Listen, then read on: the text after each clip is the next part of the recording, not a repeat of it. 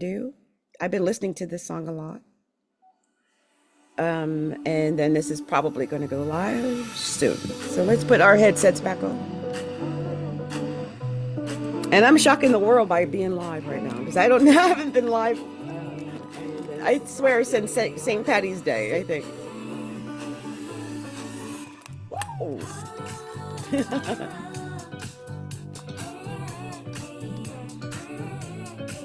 Okay.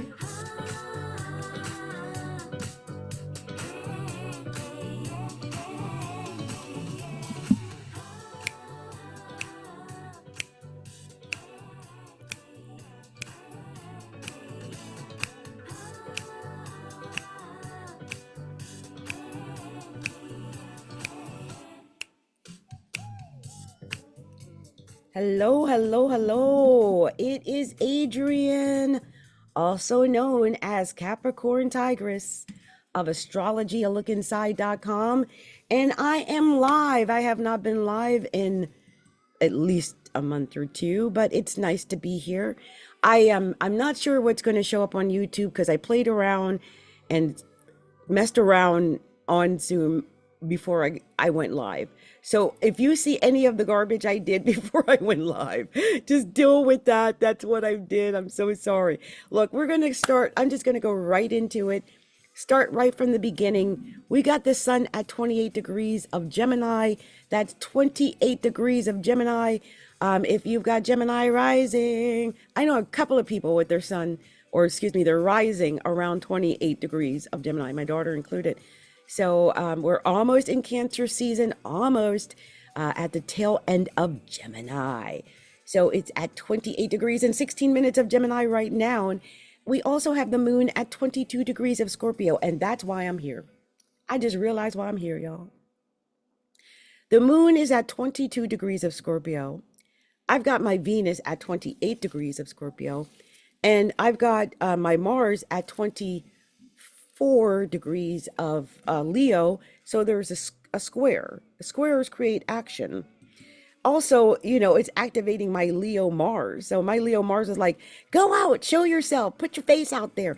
Also, can I just say Uranus is opposing this moon? Right now, the moon is at 22 degrees of Scorpio and Uranus is at 25 degrees of Taurus. And they are both squaring. I've got a T-square going on in my chart, y'all. Because they're both squaring my Leo Mars in the 7th house, making me want to come out here and talk with people. The moon sitting up in my 10th house on my Venus, saying going out there and talk with people. And the sun at 28 degrees, sextiling that Mars in Leo, saying go ahead, talk with people. Let's do stuff for your career, with your work. That's why I'm here. Now, here's the thing. Neptune is at 29 degrees, almost 30 degrees. Neptune is almost in Aries, but Neptune is at 29 degrees of Pisces, and it is exactly square the sun at 28 degrees of Gemini. So there is another square there. And like I said, squares create friction, which create action and activity. And so we're seeing this activity in myself right now. But also, you might be feeling that as well. Think about where 28 degrees of Gemini is for you, or 29 degrees of Pisces. For myself, we're talking about my 2nd house and my work. So whatever I'm doing here today, hopefully will lead to something positive in work. Think about where Gemini at 28 degrees falls in your horoscope chart, because that's what's activated today, okay? Now, Mercury is at 3 degrees of Cancer, and Venus is at 2 degrees of Cancer. So these are conjunct each other, Mercury and Venus, which is actually really good for pleasant activity, and probably why I want to just keep playing positive music behind me in the background.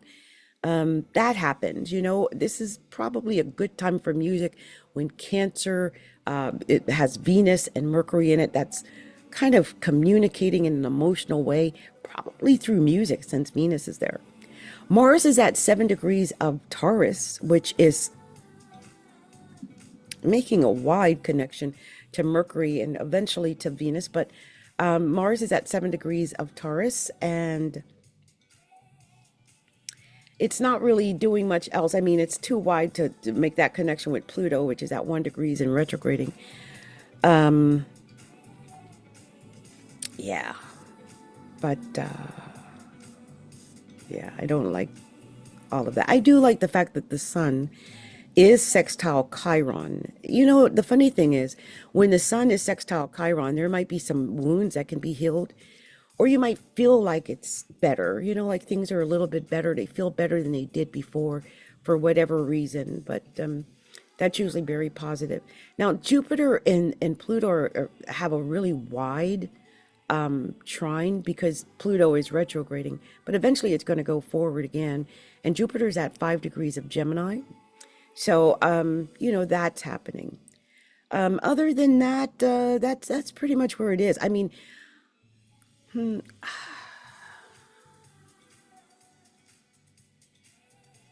I mean, I don't like the Mars at 7 degrees of Taurus because of where I've got my own Mercury and Saturn and things like that. But other than that, it's that Sun square with Neptune I don't like because the lies, Gemini lies.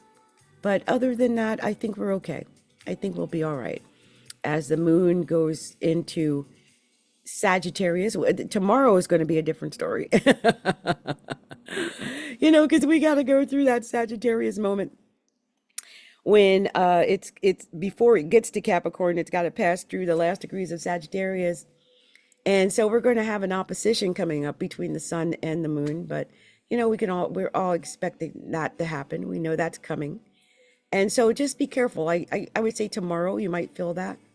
But wherever Gemini 28 degrees, like for me, I know that 28 degrees of Gemini is my health. So I know that I've got to do something that is protective, I think, of my health. Like, don't do something stupid that might really affect my health in a bad way. So I'm going to look at that, and also the Neptune in my second house, because it might be something to do with money that, you know, stresses me out or something like that. Anyway, you guys, this has been Where the Planets Are. I just wanted to quickly go over that. I'm not going into too much detail or anything like that. I personally, oh man, sorry. Oh, this is why I can't stand going live. Really, do you see my hairs all over the headset slipped off? Like, this is what happens when I go live. This is why I record and don't go live. But I will attempt to do what I can do. Also, let me just say this, you guys. I'm just getting over COVID. I still technically have COVID. So if I run out of air or energy, that's it, okay? And it's nothing against anybody or any sign, but the moment I'm out of air and energy, I'm out of readings, okay? I'm not gonna harm myself to help others. That is just something that I've had to learn, is not to harm myself to help others, because I have Jupiter in Pisces and tend to harm myself to help others. And so that is not good. And I want to not do that. I'm going to go ahead and stop the music so it doesn't distract. We're going to go really quickly, you guys. Like I said, I've got limited air. I'm still on inhalers.